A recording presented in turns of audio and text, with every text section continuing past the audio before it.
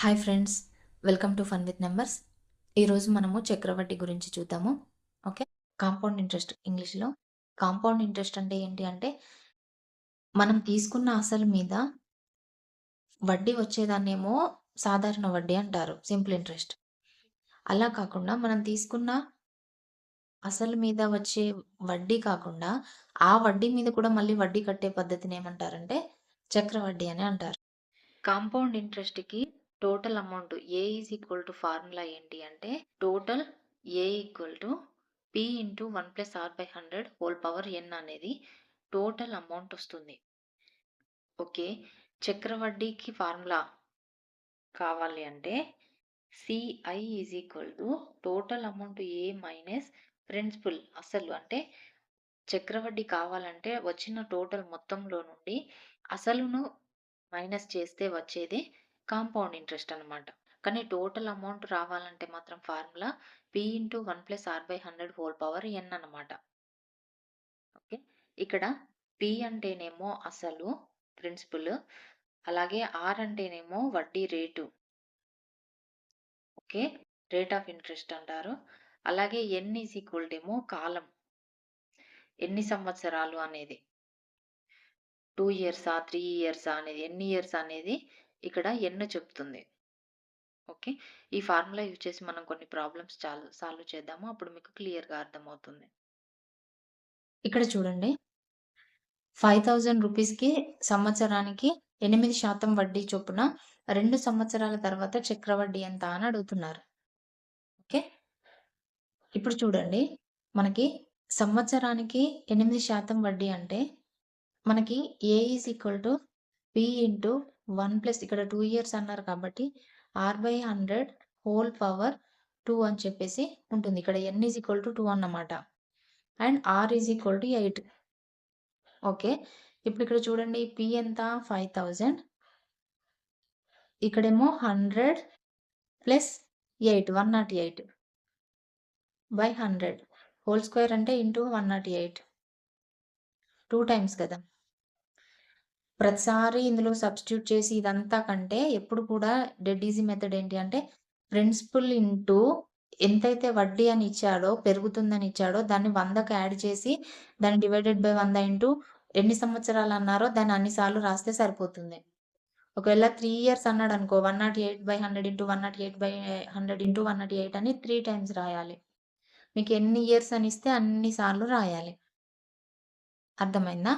ఇంకా సింపుల్, ప్రతిసారి ఫార్ములా ఇదంతా అవసరం ఉండదు. అప్పుడు ఈజీగా సింగిల్ స్టెప్‌లోనే జస్ట్ ఈ ఒక్క స్టెప్ రాసేసి క్యాన్సిలేషన్ చేసేసుకుంటే నెక్స్ట్ స్టెప్‌లో ఆన్సర్ వచ్చేస్తది. ఓకేనా? ఇప్పుడు ఇక్కడ చూడండి, 2 zeros 2 zeros 1 zero 1 zero 5 2 2 5 and 4 okay, 108 into 54 into 108 కదా. ఇప్పుడు చూడండి,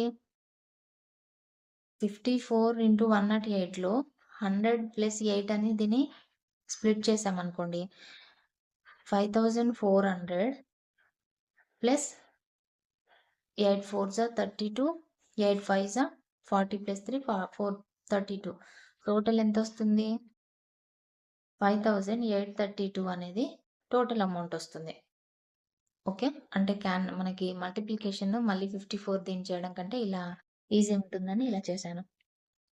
ఇప్పుడు చూడండి, 5832 టోటల్ అమౌంట్. మనకు చక్ర వడ్డీ అడిగారు. ఓకే, 5832లో ప్రిన్సిపల్ తీసేయాలి కదా. టోటల్ అమౌంట్‌లో ప్రిన్సిపల్ సబ్ట్రాక్షన్ చేయాలని చెప్పాను కదా. ఇందులో 5000 సబ్ట్రాక్షన్ చేస్తే సిఐ ఎంత 832 అనమాట. ఇది యాక్చువల్‌గా అయితే ఇలా ఓన్లీ చక్ర వడ్డీ అని మాత్రమే అడిగినప్పుడు ఇంకొక మెథడ్ కూడా ఉంటది. ఏంటి అంటే చూడండి, మనకు పర్సెంటేజ్ గురించి వీడియో ఆల్రెడీ ఐడియా ఉంది కదా. మీకు పర్సెంటేజ్ ఎవరైనా చూడకపోతే చూడండి ఫస్ట్. పర్సెంటేజ్ వస్తే ఈజీగా చేయొచ్చు ఇంట్రెస్ట్‌కి సంబంధించిన ప్రాబ్లమ్స్. చూడండి, ఫస్ట్ ఇయర్ 5000 మీద ఎంత ఇంట్రెస్ట్ అన్నాడు? 8% ఇంట్రెస్ట్ అన్నాడు. 2 జీరోస్ 2 జీరోస్ క్యాన్సిల్ అయిపోతే 8 5 40 అండ్ ఇక్కడ ఇంకొక జీరో ఉంది. 400 రూపీస్ అనేది మనకి ఫస్ట్ ఇయర్ ఇంట్రెస్ట్ వచ్చింది. సెకండ్ ఇయర్ కూడా మళ్ళీ ఇంట్రెస్ట్ కావాలిగా, 2 ఇయర్స్ అన్నారుగా. పర్సెంటేజ్‌లో చేస్తున్నాం మనం ప్రాబ్లమ్. ఓన్లీ వడ్డీ అని అడిగినప్పుడు. ఇప్పుడు ఇలా చేస్తే టోటల్ అమౌంట్ ఫార్ములా యూజ్ చేసి క్యాన్సిలేషన్ చేస్తే టోటల్ అమౌంట్ వచ్చింది. మళ్ళీ ఆ వచ్చిన టోటల్ అమౌంట్‌లో నుండి ప్రిన్సిపల్‌ని సబ్ట్రాక్షన్ చేస్తే చక్ర వడ్డీ వచ్చింది గదా! ఇలా కాకుండా ఓన్లీ వడ్డీ కావాలి అని అడిగినప్పుడు మనము ఈ సింపుల్ మెథడ్ జస్ట్ సింగిల్‌గా చేయొచ్చు. ఎలా అంటే ఇచ్చిన ప్రిన్సిపల్ మీద 8% అని అన్నాడు గదా! అది ప్రిన్సిపల్ ఇంటూ దానిలో 8% అంటే 8/100 గదా! అదెంతొచ్చింది క్యాన్సిలేషన్ 400 వచ్చింది. ఫస్ట్ ఇయర్ ఇంట్రెస్ట్ అన్నమాట. ఇప్పుడు సెకండ్ ఇయర్ కూడా ఇంట్రెస్ట్ కావాలి గదా! ఇది ఏంటిది సీఏ చేస్తున్నాం మనం కాబట్టి, సింపుల్ ఇంట్రెస్ట్ అంటేను మళ్ళీ సెకండ్ ఇయర్ గూడా ఇదే 400 వస్తది కాబట్టి 2 ఇయర్స్‌కి 400+400 అని మనం రాయొచ్చు. అదే ఎస్ఐకి వర్తిస్తది. సింపుల్ ఇంట్రెస్ట్‌కి, సాధారణ వడ్డీకి. కానీ ఇది చక్రవడ్డీ. చక్రవడ్డీ అంటే ఏంటి అంటే, ఈ ఫస్ట్ ఇయర్ వచ్చిన ఈ ఇంట్రెస్టు దీనికి అడిషన్ చేయాలి. అంటే 5,000+400 5,400 మీద మళ్ళీ 8% చేస్తారనమాట సెకండ్ ఇయర్ ఇంట్రెస్ట్. చక్రవడ్డీలో కాలిక్యులేషన్ ఇలాగే ఉంటది. అంటే ఫస్ట్ ఇయర్ వచ్చిన ఇంట్రెస్ట్ మీద కూడా మళ్ళీ ఇంట్రెస్ట్ వేస్తారనమాట. అంటే ఆ ఇంట్రెస్టు దీనికి కొన్ని అసలుకు కలుపుతారు. వచ్చిన వడ్డీని అసలుకు కలిపి మళ్ళా దాని మీద ఇంట్రెస్ట్ వేస్తారు. చూడండి 2 జీరోస్, 2 జీరోస్ పోతే 8 4 జా 32, 8 5 జా 43. చూడండి 432 వచ్చింది. ఫస్ట్ ఇయర్ వచ్చిన ఇంట్రెస్ట్ 400, సెకండ్ ఇయర్ వచ్చిన ఇంట్రెస్ట్ 432. టోటల్ ఎంత? 832. అంతే. చూడండి ఇక్కడ కూడా 832 వచ్చింది కదా! ఓన్లీ వడ్డీ ఎంత అని అడిగినప్పుడు ఇలా సింగిల్‌గా చేయొచ్చు. ఇప్పుడు ఇంతింత చేసే కంటే ఇది చిన్నగా ఉంది గదా! ఇక్కడ చూడండి ఇంకో క్వెషన్ చూడండి. ఒక టెలివిజన్‌ని రూ. 21,000కి కొన్నారంట. సంవత్సరం తర్వాత దాని విలువ 5% తగ్గింది. అయితే దాని విలువ ఎంత అని అడుగుతున్నాడు. చూడండి ఈ క్వెషన్ కూడా మనం కాంపౌండ్ ఇంట్రెస్ట్ ఫార్ములా యూజ్ చేసి చేయొచ్చు. ఓకేనా? ఎలా అంటే 5% దాని వాల్యూ తగ్గింది అంటే 1 ఇయర్ తర్వాత P ఇంటూ 1+R/100 మాత్రం చేస్తే సరిపోతుంది. వాల్యూ 1 ఇయరే అని ఇచ్చాడు. ఒక సంవత్సరం తర్వాత అన్నాడు కాబట్టి ఇంకా 1 అది అవసరం లేదు. చూడండి P వాల్యూ 21,000 ఇంటూ చెప్పాను కదా! ఇక్కడ తగ్గింది అని అన్నాడు. ఇందాక పెరుగుతుంది అని అన్నప్పుడు మనము 100కి యాడ్ చేసాము.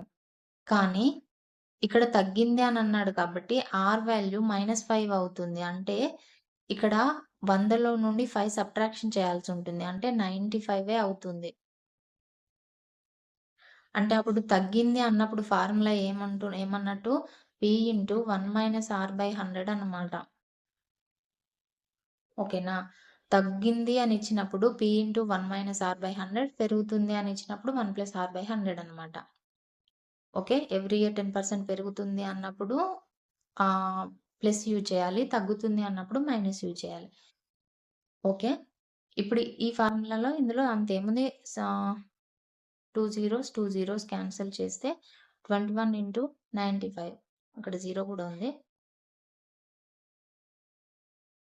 ఓకే.